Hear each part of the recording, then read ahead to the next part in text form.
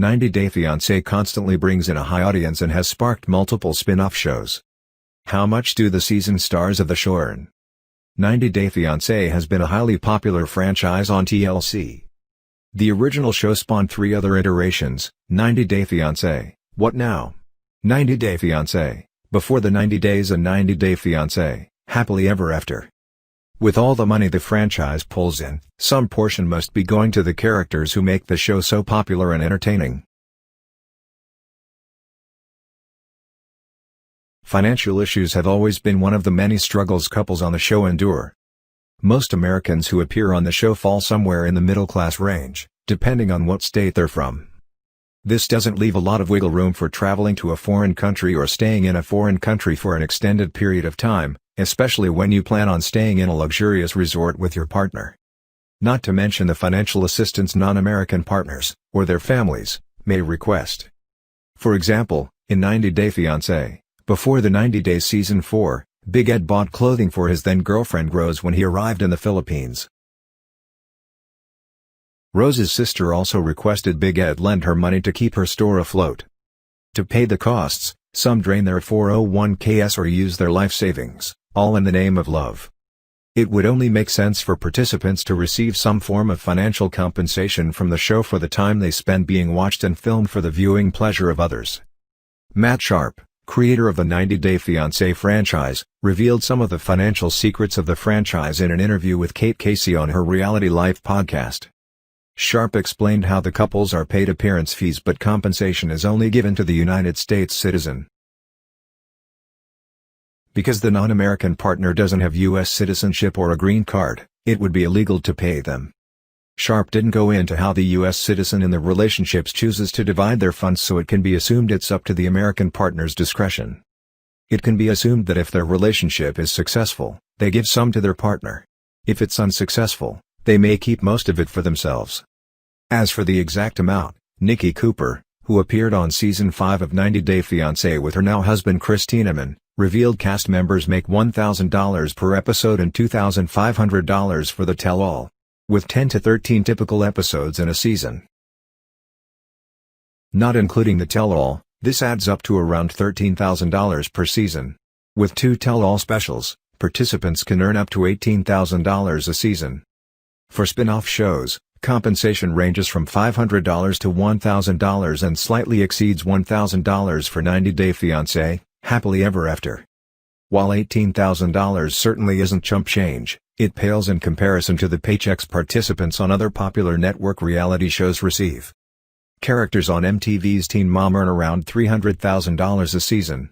Stars of Bravo's Real Housewives shows routinely earn 6 to 7 figures a season.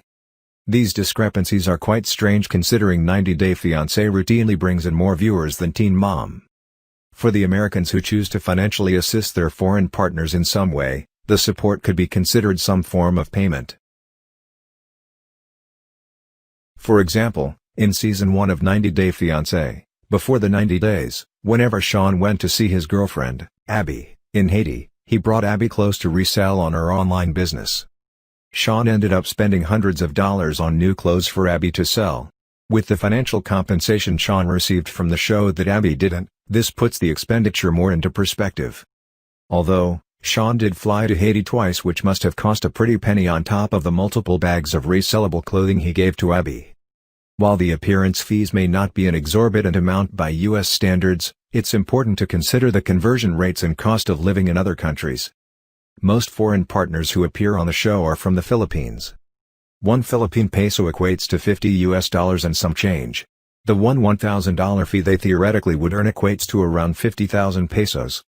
For context, the amount American citizens are paid per episode could buy you 3 months' rent on a 1-bedroom apartment in the city center of the Philippines. Payment for a whole season could buy you the same apartment with rent covered for around 3.5 years.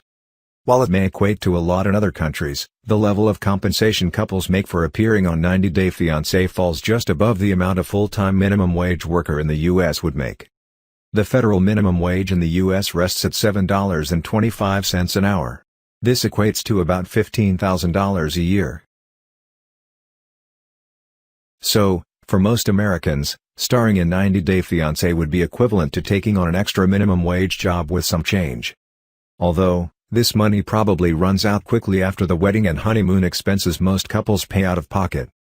Some past contestants have started GoFundMe pages to cover living and travel expenses or divorce attorneys after their time on the show. This indicates the financial compensation characters receive from the show is probably not long-lasting. Another alternative for income after the show ends is sponsored posts, assuming the person has built up enough of a social media following after appearing on the show. Several 90 Day Fiancé stars have gone down this road. Danielle Jbali, who appeared on Season 2 of 90 Day Fiancé and 90 Day Fiancé, Happily Ever After, set up a GoFundMe at one point to pay bills during a rough patch. Now, she sells autographs and video shoutouts to fans for $40 on Cameo. With 184,000 followers on Instagram, Jbali has been able to capitalize on her fame with various brand partnerships and sponsorships. Olga Koshimbatova, who appeared on Season 6 of 90 Day Fiancé, also runs multiple sponsored posts through her Instagram account. In addition, she does cameos for $25 and works as a professional photographer. This goes to say, characters can use their newfound fame from the show to their financial advantage beyond the appearance fee compensation.